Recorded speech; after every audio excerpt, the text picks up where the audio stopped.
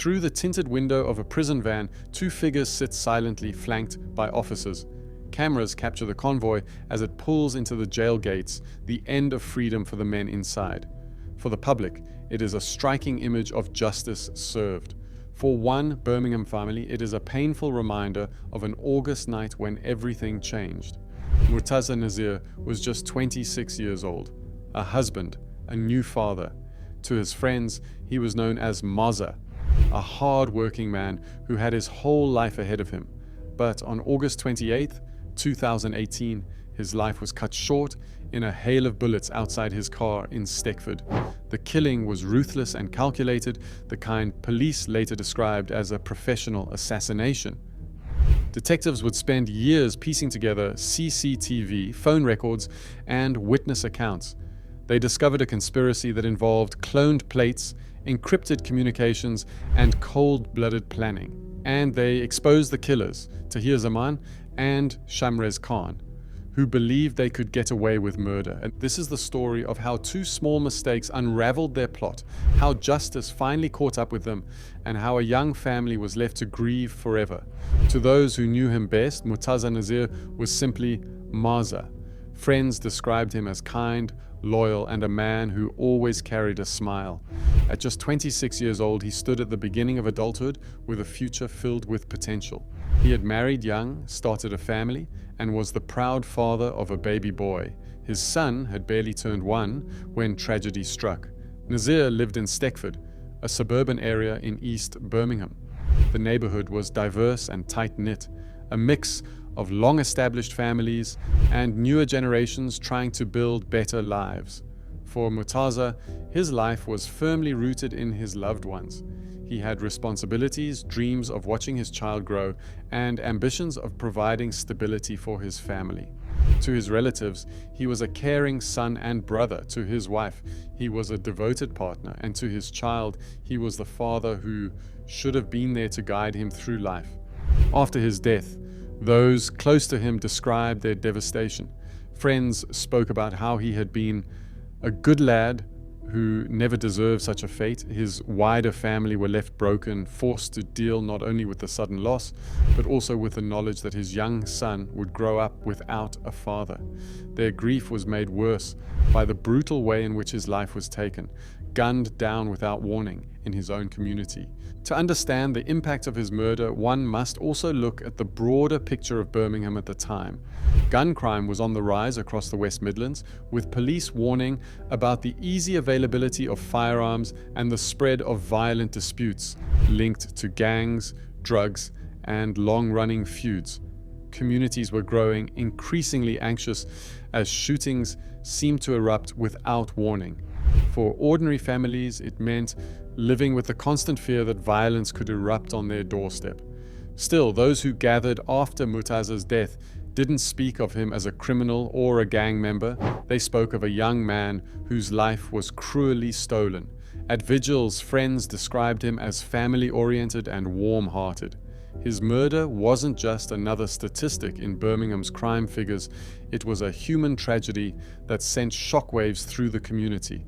At the heart of this case is not only crime and punishment, but also a family left shattered by senseless violence, and a city once again forced to confront the devastating consequences of escalating gun crime. Saturday, August 28, 2018. It was late evening in Stechford, a suburb of East Birmingham.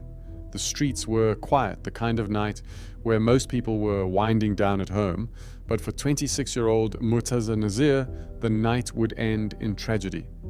Shortly before 9 p.m., Nazir was sitting in his car on Bagshaw Road, just yards away from his home. In that ordinary moment, everything changed. Without warning, gunmen pulled up alongside him and opened fire. A burst of shots tore through the night air, the rapid cracks echoing down the street. Witnesses later described the scene as chaotic, the sound of gunfire followed by desperate screams. Neighbors rushed outside to see what had happened. Some thought it was fireworks, others knew instantly it was something far worse. Nazir had been hit multiple times. Emergency services were called, and police and paramedics arrived quickly, but despite their efforts, he could not be saved. He was pronounced dead at the scene. The attack was shocking not just for its brutality, but also for its precision. This wasn't a random shooting. Detectives later described it as a professional assassination carried out with chilling calculation. The killers had planned their ambush in detail, using a stolen car with cloned plates to approach Nazir and tinted windows to conceal their movements. The street was quickly cordoned off as a murder investigation began. Scenes of crime officers marked out bullet casings scattered on the road, each one a silent witness to the violence that had unfolded. Detectives canvassed the area for CCTV footage and spoke to shaken residents, many of whom had heard the gunfire but were too frightened to come forward at first.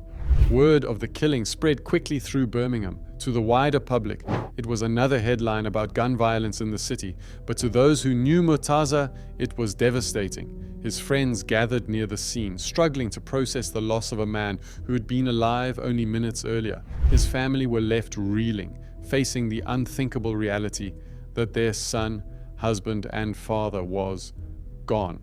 In those first hours, detectives were tight-lipped, but it was clear that this was no ordinary murder. The speed of the attack, the type of planning involved, and the choice of location all suggested that Nazir had been deliberately targeted. The question that remained was why. And as officers began their painstaking investigation, they knew the answer lay in a web of mistakes the killers had made, mistakes that would eventually unravel their entire plot. When police first arrived at Bagshaw Road on that August night, the scene they faced was grim. Murtaza Nazir's car had been turned into a trap, riddled with bullets. The shooters had vanished into the darkness, leaving behind chaos and questions. For West Midlands Police, this was the start of what would become one of the most complex murder investigations in the region. The first priority was to secure the crime scene. Forensic officers placed markers on the ground where bullet casings had landed, photographed the shattered glass, and combed the area for any trace of the killers. Each casing would later be analyzed to match the weapon type, though in gang-related shootings the firearms often moved quickly between criminals, making them difficult to trace.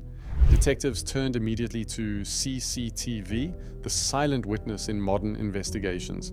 In Birmingham, cameras blanket much of the city, and officers painstakingly began the process of reviewing hours of footage. What they found was chilling. In the minutes before and after the murder, a black Audi had been captured on multiple cameras. It had tinted windows and cloned plates, features designed to hide both its passengers and its origin. But while the killers had gone to lengths to conceal their tracks, they hadn't been perfect. Police discovered that two crucial errors had been made. First, the cloned number plates were not an exact match. Subtle discrepancies were spotted that made the vehicle stand out.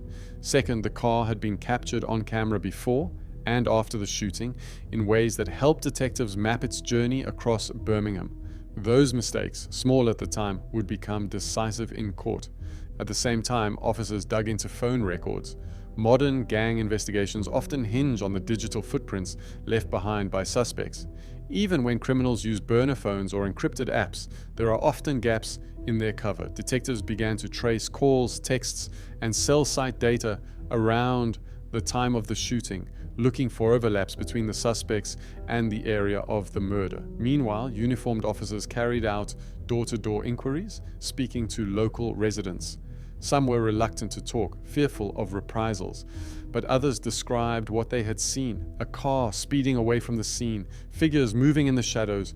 Piece by piece, the puzzle began to take shape. Nazir's family were kept informed, though police were careful not to reveal too much too early. For them, the wait was agonizing. They wanted answers, but the detectives needed time. They knew this was a case that would require patience, precision, and airtight evidence if it was to hold up in court. As the days turned into weeks, a clearer picture began to emerge. The killers thought they had executed the perfect hit, but in reality, they had left behind a digital and visual trail that would slowly but surely lead investigators straight to them. The investigation into Murtaza Nazir's murder quickly began to focus on a small circle of suspects. From the outset, detectives suspected that this was no random killing. The professionalism of the attack, the stolen car, the cloned plates, the swift getaway, suggested a planned execution.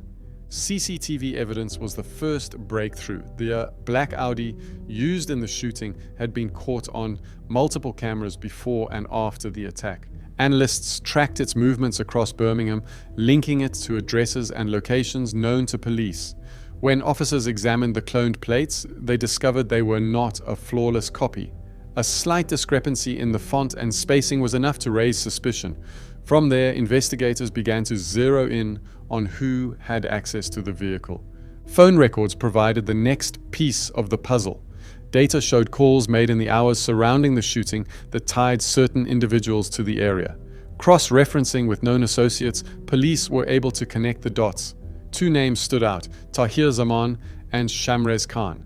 Both men were known to police and both had histories that placed them on the radar of organized crime investigators.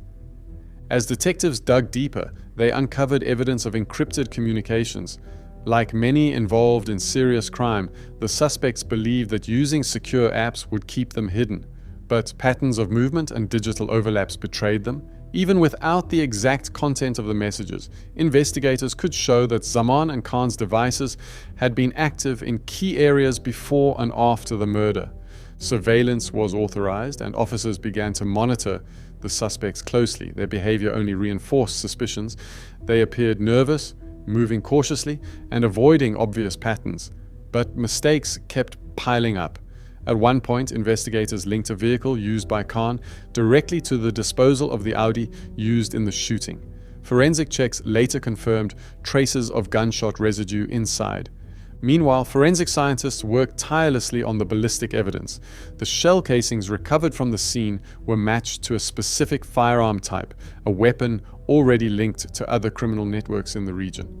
Although the gun itself was never recovered, the consistency of the ballistics evidence added weight to the prosecution's case.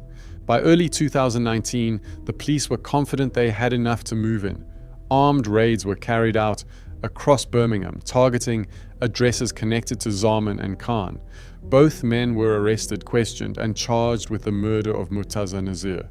They denied involvement, insisting they had nothing to do with the killing, but the weight of the evidence against them was already formidable. For the Nazir family, the arrests marked the first step toward justice. But for detectives, it was only the beginning. Building a case strong enough to secure convictions for murder meant presenting a watertight narrative to a jury.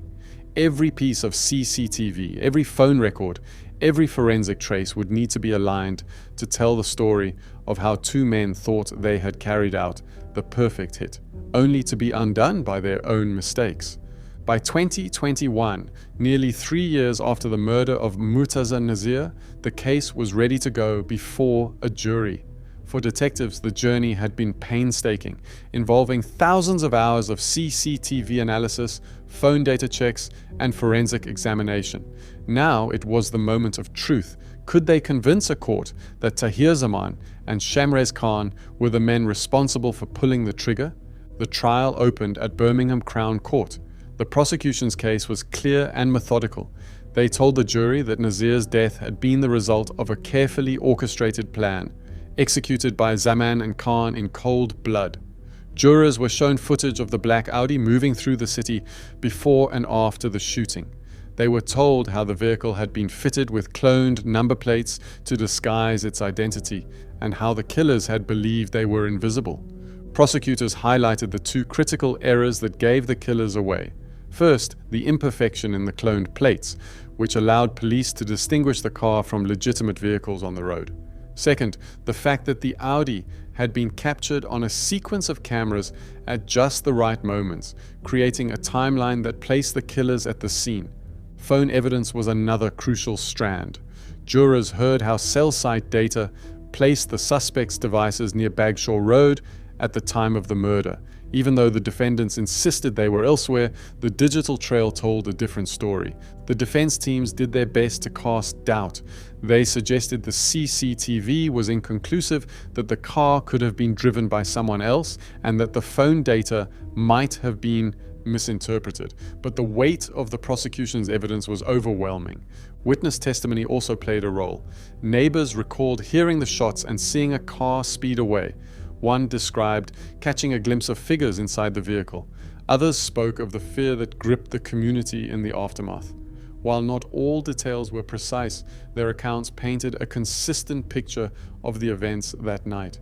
Throughout the trial, members of Murtaza's family sat in the public gallery, listening quietly. For them, the process was grueling, reliving the details of how their loved one had been killed. But they were determined to see justice done. After weeks of testimony and deliberation, the jury returned its verdict. Both Tahir Zaman and Shamrez Khan were found guilty of murder. The judge sentenced them each to life imprisonment with minimum terms of 32 years before they could be considered for release. As the men were led away, the Nazir family wept quietly.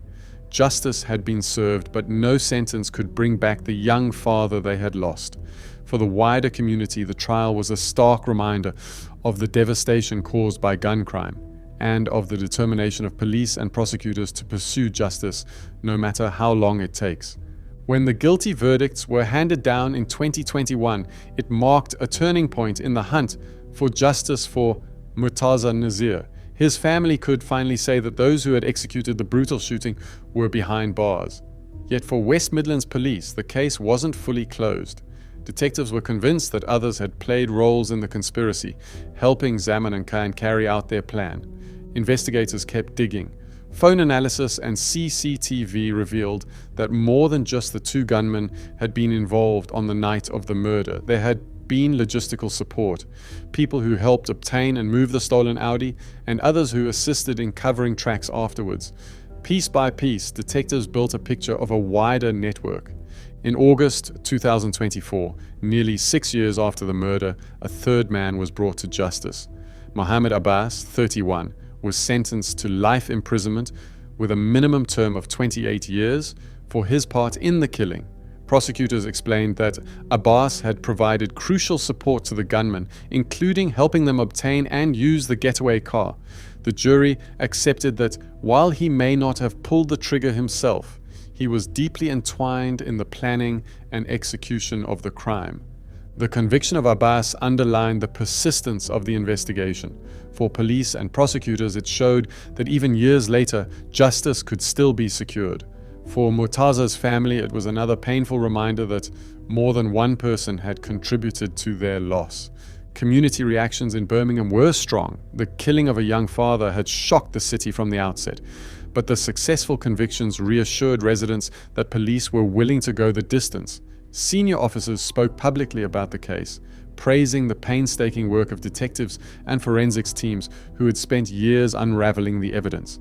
They also used the case to highlight the broader problem of gun crime across the West Midlands, warning that even the most carefully plotted murders leave behind trails that can and will be uncovered. For Nazir's family, the pain remained. Outside court, relatives spoke about how no sentence could ever replace what they had lost. His son would grow up without his father, his wife without her husband, and his parents without their beloved son. But they also said they were grateful that the justice system had held those responsible to account. The image of the police escorting the killers into prison, once a symbol of their downfall, had now also stood for the persistence of investigators and the resilience of a grieving family. It was the end of a long road, but also a reminder that justice, though sometimes delayed, had finally been done. The murder of Murtaza Nazir left scars that will never fully heal. For his family, life has been permanently altered. A young son grows up without his father, and parents live with the grief of losing their child in the most violent way imaginable. No court sentence can replace what was taken. Yet the case stands as a powerful reminder of both the reach of justice and the consequences of violent crime. Zaman Khan and Abbas believed they had planned the perfect killing. A stolen car, cloned plates, encrypted phones, and careful timing. But in the end, two small mistakes were all it took to unravel the conspiracy. CCTV, phone data, and forensic analysis built a chain of evidence too strong to break. For West Midlands Police, the investigation became a symbol of determination. that even in the face of professional planning, killers could be exposed. For the wider community, it was a warning that gun violence brings nothing but devastation. Today, the story of Murtaza Nazir is remembered not only for the cruelty of his murder, but also for the relentless pursuit of justice that followed. A case that began with silence on a Birmingham street ended with life sentences and a lasting lesson.